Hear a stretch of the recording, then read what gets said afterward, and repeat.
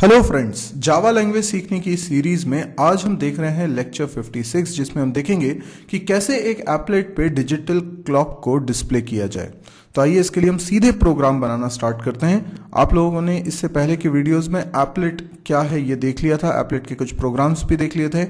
आज हम लोग देखते हैं एप्लेट में कैसे डिजिटल क्लॉक डिस्प्ले करेंगे। तो ये मैंने प्रोग्राम बनाया हुआ है, मैं सिलसिलेवार इसको समझाता हूँ। सबसे पहले मैंने कुछ क्लासेस को इंपोर्ट किया हुआ है। जैसे सबसे पहले मैंने AWT पैकेज की क्लासेस को इंपोर्ट किया हुआ है, मैं इनको इस्तेमाल करने वाला हूँ। इसके अलावा मैं एप्लेट क्लास को इंपोर्ट करना चाहता था, तो एप्लेट पैकेज की क्लास को इंपोर्ट किया है। मैं यहाँ स्टार की जगह केवल एप्लेट भी लिख सकता हूँ, क्योंकि एप्लेट पैकेज से सिर्फ मुझे एप्लेट क्लास को ही इंपोर्ट करना है। इसके बाद मेरे पास है java.util, इसकी भी कुछ क्लासेस को मुझे इंपोर्ट करना है, क्योंकि मुझे डेट को डिस्प्ले करना है। तो डेट के लिए भी मुझे कुछ चीज़ें चाहिए, वो क्लासेस util पैकेज में होंगी। अच्छा, इसके बाद मैंने एक कमेंट बनाया हुआ है, हमने पिछले लेक्चर्स में भी सीखा था ये कमेंट का क्या यूज़ है।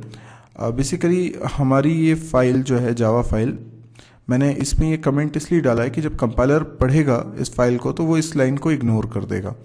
लेकिन जब मैं एप्लेट व्यूअर से कहूँगा इस फाइल को पढ़ने के लिए, तो एप्लेट व्यूअर इस लाइन को इग्नोर नहीं करेगा, क्योंकि ये उसके लिए कमेंट नहीं है और ये एप्लेट टैग को देखकर उसको एप्लेट क्लास मिलेगी। तो ये सारी चीज़ें हालांकि हम पिछले वीडियोस में देख चुके हैं, तो अगर आपको नहीं मालूम है तो ये पिछले वीडियोस से ज़रूर कवर कर लीजिए। ओके, अब मैं आपको बताता हूँ यहाँ पे हम क्लास कैसे बना रहे हैं। तो हमने जो क्लास बनाई हमारी क्लास, उसका नाम है माई एप्लेट। ठीक है, ये माई एप्लेट नाम की क्लास है जिसने एक्सटेंड किया है एप्लेट क्लास को। आपको याद होगा हमने थ्रेड का लेक्चर पढ़ा था और हमने थ्रेड्स बनाने के लिए दो तरीके देखे थे, या तो थ्रेड क्लास की चाइल्ड क्लास बनाएं या फिर हम रनेबल इंटरफेस को इम्प्लीमेंट करें। तो अब हम अपनी माई एप्लेट क्लास में रनेबल इंटरफेस को इम्प्लीमेंट कर रहे हैं। इसका मतलब क्या हुआ? इसका मतलब ये हुआ कि मैं यहाँ पे थ्रेडिंग के कॉन्सेप्ट को इम्प्लीमेंट करने वाला हूँ। तो कोई भी क्लास अगर रनेबल इंटरफेस को इम्प्लीमेंट करती है तो उसके अंदर हमें एक रन नाम का फंक्शन बनाना होता है। तो ये जो क्लास मैंने माई एप्लेट बनाई है, इसमें मैंने कुल मिला के 3 फंक्शंस डिफाइन करे हैं। सबसे पहले तो मैं यहाँ पर 2 थ्रेड के रेफरेंस वेरिएबल्स बना लेता हूँ, T एंड T1। तो जब मैं थ्रेड के ऑब्जेक्ट्स चाहूँगा तो इन रेफरेंस वेरिएबल में रखूँगा। अब देखिए, एप्लेट की लाइफ साइकिल में आपने पढ़ा था कि जब एप्लेट का ऑब्जेक्ट बनता है, ऑब्वियसली हम नहीं बनाते हैं, ब्राउज़र बनाता है। तो जब ऑब्जेक्ट बनता है तो इनिट फंक्शन एप्लेट की लाइफ साइकिल में सबसे पहले कॉल होता है। इनिट फंक्शन के चल जाने के बाद स्टार्ट फंक्शन कॉल होता है, यानी स्टार्ट फंक्शन जो कि हम ओवरराइड कर रहे हैं। ओवरराइड कर रहे का मतलब क्या है? स्टार्ट नाम का फंक्शन ऑलरेडी एप्लेट क्लास में बना हुआ है, तो हम क्या कर रहे हैं, उसे रीडिफाइन कर रहे हैं, हम उसे अपनी क्लास में ओवरराइड कर रहे हैं। तो हम जो डेफिनेशन उसकी प्रोवाइड कर देंगे स्टार्ट फंक्शन की, वो चलेगी जब भी स्टार्ट फंक्शन कॉल होगा। तो अगर हम स्टार्ट फंक्शन नहीं बनाते हैं तो एप्लेट क्लास में बना स्टार्ट फंक्शन चलता है, और अगर हम अपनी माई एप्लेट क्लास में स्टार्ट फंक्शन बना देते हैं तो हमारा वाला स्टार्ट फंक्शन चलता है। अब ये जो स्टार्ट फंक्शन है, इसके अंदर मैंने कुछ कोडिंग करी है, पहले हम इसको देखते हैं। मैंने स्टार्ट फंक्शन के अंदर क्या किया, मैंने थ्रेड क्लास का एक ऑब्जेक्ट बनाया, और थ्रेड क्लास का ऑब्जेक्ट बना के पास क्या कर रहा हूँ, मेरी ही एप्लेट क्लास का ऑब्जेक्ट। देखिए, दिस लिखने का मतलब है कि करंट क्लास का ऑब्जेक्ट। करंट क्लास कौन है? माई एप्लेट। इसका ऑब्जेक्ट हमने नहीं बनाया, पर बन गया होगा, तभी तो स्टार्ट फंक्शन कॉल हुआ है। स्टार्ट फंक्शन एप्लेट की लाइफ साइकिल में कॉल होना ही है। तो पहले इनिट फंक्शन कॉल हुआ, फिर स्टार्ट फंक्शन कॉल हुआ, और स्टार्ट फंक्शन के अंदर अगर मैं दिस लिख रहा हूँ तो वो माई एप्लेट के ऑब्जेक्ट को रिप्रेजेंट कर रहा है। अब ये जो थ्रेड मैंने बनाई है, इस थ्रेड को मैंने अपनी ही क्लास का ऑब्जेक्ट पास कर दिया है। तो अगर आपको थ्रेड के कॉन्सेप्ट याद नहीं आ रहे हैं तो डेफिनेटली आपको थ्रेड के कॉन्सेप्ट्स को एक बार रिवाइज करना होगा। छोटी मोटी बातें मैं अभी आपको बता देता हूँ कि ये जो थ्रेड बनी है, इसके अंदर हमने एक रनेबल ऑब्जेक्ट पास किया है, मतलब उस क्लास का ऑब्जेक्ट पास किया है जिस क्लास ने रनेबल इंटरफेस को इंप्लीमेंट किया है। ये किस क्लास का ऑब्जेक्ट है? MyApplet का। MyApplet क्लास ने रनेबल इंटरफेस को इम्प्लीमेंट किया है? यस, किया है।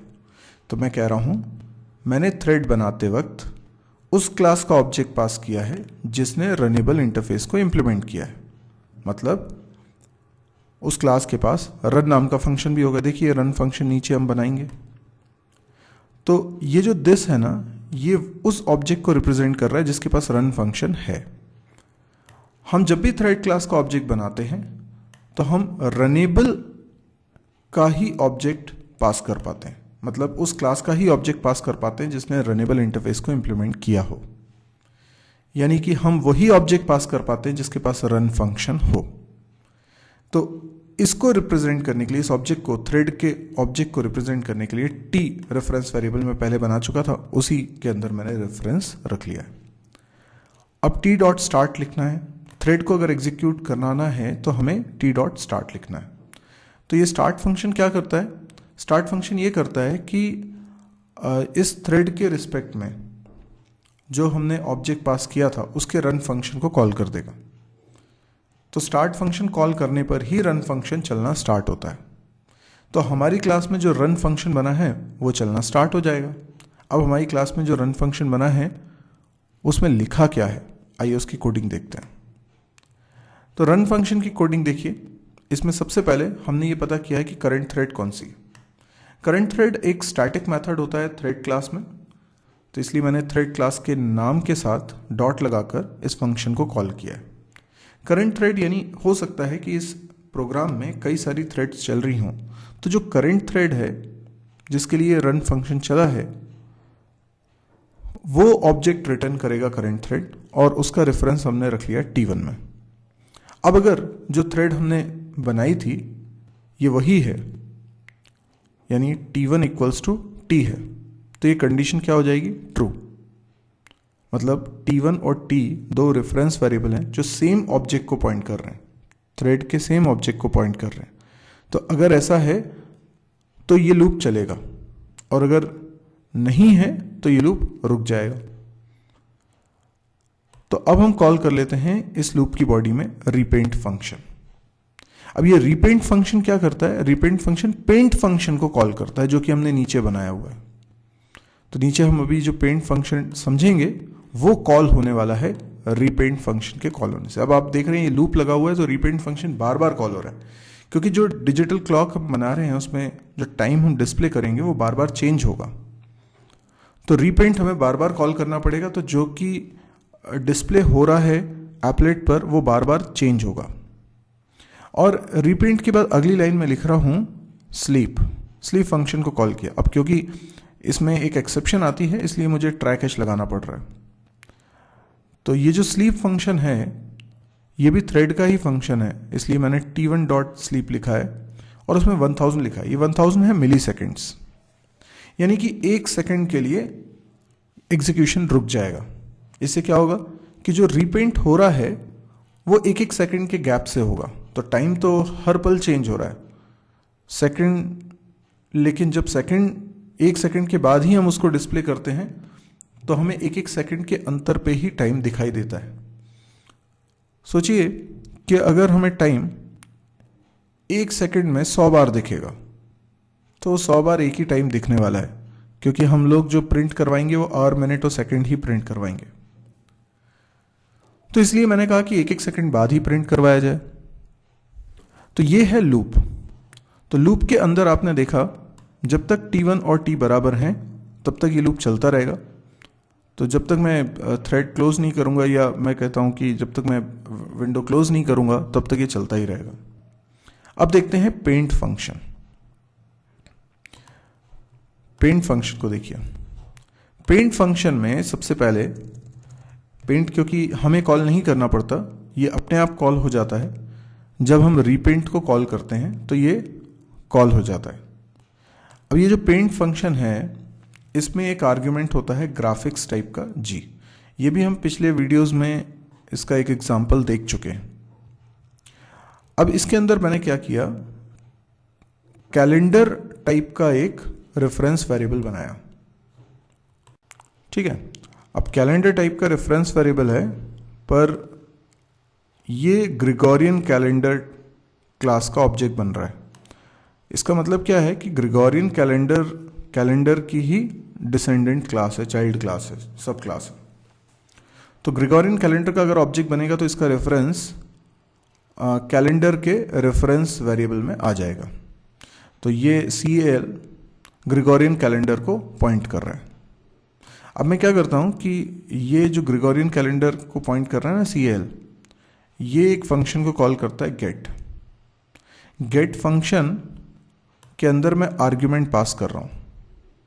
कैलेंडर क्लास के पास कुछ वेरिएबल्स हैं जैसे कि आवर, मिनट और सेकंड, तो मैं वो वेरिएबल पास कर रहा हूँ। अब ये देखकर आपको समझ में आ रहा होगा कि कैलेंडर अगर क्लास है तो उसके बाद मैंने डॉट लगाया तो आर एक स्टैटिक मेंबर होगा, तो ये रिटर्न करेगा आर की वैल्यू। अच्छा, ये मैंने सिर्फ कांस्टेंट पास किया है, calendar dot are, calendar dot minute, calendar dot second, ठीक है। तो गेट फंक्शन में मैंने अपना इंटेंशन जाहिर किया है कि मुझे आर चाहिए, तो गेट फंक्शन मुझे जो करंट आर होगा वो रिटर्न करेगा और स्ट्रिंग डॉट वैल्यू ऑफ उसे स्ट्रिंग में कन्वर्ट करके रिटर्न कर देगा। यानी ये स्ट्रिंग डॉट वैल्यू ऑफ मैंने सिर्फ इसलिए लगाया है कि जो भी वैल्यू आती है आर की उसे स्ट्रिंग में कन्वर्ट करना है। तो ये स्ट्रिंग में कन्वर्ट हो गया और एक आर नाम के वेरिएबल में चला गया। तो आर, मिनट और सेकंड के अंदर हमने वैल्यूज स्टोर कर लिए। इसके बाद मैंने लिखा जी डॉट ड्रॉ स्ट्रिंग। जी डॉट ड्रॉ स्ट्रिंग से हम लोग एक स्ट्रिंग एप्लेट पे प्रिंट करा सकते हैं हमारी बताई हुई जगह पर। जगह क्या है? 20 पिक्सल, 30 पिक्सल। तो हॉरिजॉन्टली 20 पिक्सल आगे और वर्टिकली टॉप से 30 पिक्सल नीचे। तो ये तो हो गए XY कोऑर्डिनेट्स जहाँ प्रिंटिंग होनी है। प्रिंटिंग क्या होनी है?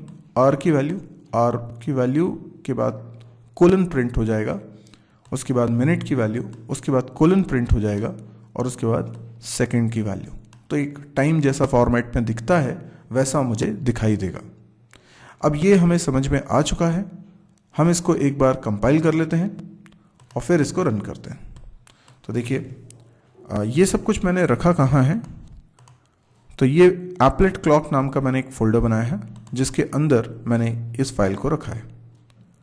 तो देखिए मैं इसको कंपाइल किस तरीके से करता हूँ। पहले तो मैं जावा प्रोग्राम्स फोल्डर में हूँ, तो मुझे जाना पड़ेगा एप्लेट क्लॉक फोल्डर में। एप्लेट क्लॉक फोल्डर के अंदर मुझे लिखना पड़ेगा कंपाइल करने के लिए जावा सी और फिर फाइल का नाम है myapplet.java। देखिए मैंने इसको कंपाइल किया। आप देखेंगे अगर कंपाइल सक्सेसफुल रहा तो यहाँ पे डॉट क्लास फाइल बन जाएगी और देखिए डॉट क्लास फाइल बन चुकी है। अब मुझे इसको रन करना है। रन करने के लिए मुझे क्या लिखना पड़ेगा? यस, जावा तो लिखना ही पड़ेगा। मुझे लिखना पड़ेगा एप्लेट व्यूअर। हम जानते हैं एप्लेट व्यूअर वो प्रोग्राम है जो एप्लेट्स को रन करने के लिए यूज़ होता है। इसको मैं आर्ग्यूमेंट के रूप में वो फाइल देता हूं जिसमें एप्लेट टैग लगाओ। ये ज़रूरी नहीं है कि मैं myapplet.java ही लिखूं, मैं कोई भी फाइल का नाम लिख सकता हूं।